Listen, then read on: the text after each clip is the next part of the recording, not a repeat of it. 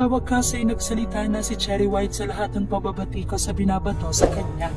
Ipinaliwanag ng maputi ni Cherry White kung bakit natuluyang sinupuan si Pacboy. Labas mo yung totoo. Magpakatotoo tayo. Okay, game. Huwag peke. Game. Go. Dito nyo na malalaman ang mga tunay na rason kung bakit niya tuluyang iniwan si Pacboy at ipinagpalit kay Boy Tapang. Totoo nga bang siya talaga ang may kasalanan? Totoo nga bang nagpakampante si Pacboy na kahit na anong gawin niya ay hindi na siya iiwanan ni Cherry?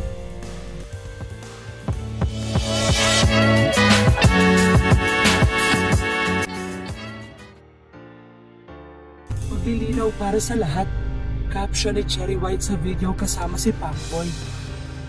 Dito na nilinaw ng dalawa kung ano nga ba talaga ang nangyari sa kanila. Mahal namin ang isa't isa pero walang kami, paglilinaw ni Pacboy. Ayaw raw nila pangunahan ang panahon sa mangyayari sana sa kanila.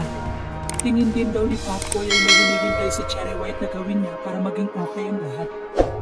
Hanggang dumating na nga raw sa punto na hindi na sila magkasundo ni Cherry White. Hindi na siya umuwi at nagpakita after December 19.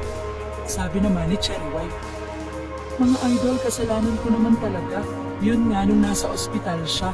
Wala ako noon, halos inumaga na ako pauwi noon." Pag-amin ni Pacboy. Nilinaw ni Cherry White kung hindi na raw nagpapakita si Pacboy ay wala pa raw si Tapang sa buhay niya. Ayoko siya nakikitang ganyan kasi ito nung hindi na siya nagpapakita wala pa si Tapang. Ayun na, akala ko hindi na siya magpapakita. Magpaparamdam sa akin kasi ayaw na niyang umuwi, wala naman akong ginawa. Ani Cherry White. May bagay kasi siyang hindi talaga maiwasan. So sa utak ko parang ang sakit-sakit na ano bang dapat kong gawin para itigil mo yung ganitong bagay.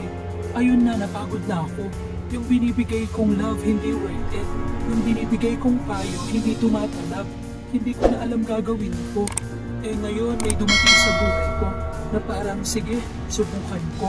Dagdag pa nito, ang tinutukoy niyang dumating sa buhay niya ay si Boy Tapang. Pero nilinaw niya na ang pagmamahal niya kay Pacboy ay hindi mawawala bilang isang pamilya.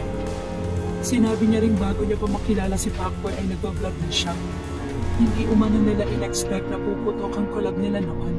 Hindi naman pinanggit kung ano nga ba yung bagay na hindi maiwan-iwan ni Pacboy. Matatanda ang sinabi ni MJ na kaya raw iniwan ni Cherry White si Pacboy ay alam niyang gumagamit ito. Hindi mo banggit yung bagay na hindi talaga maiwasan ni Pacboy.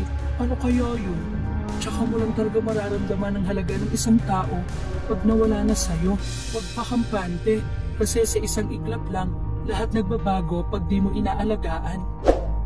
May dahilan naman po pala ang lahat ng nangyari. Sana maging friends na lang kayo at pareho matuto sa pinagdaanan. Good luck.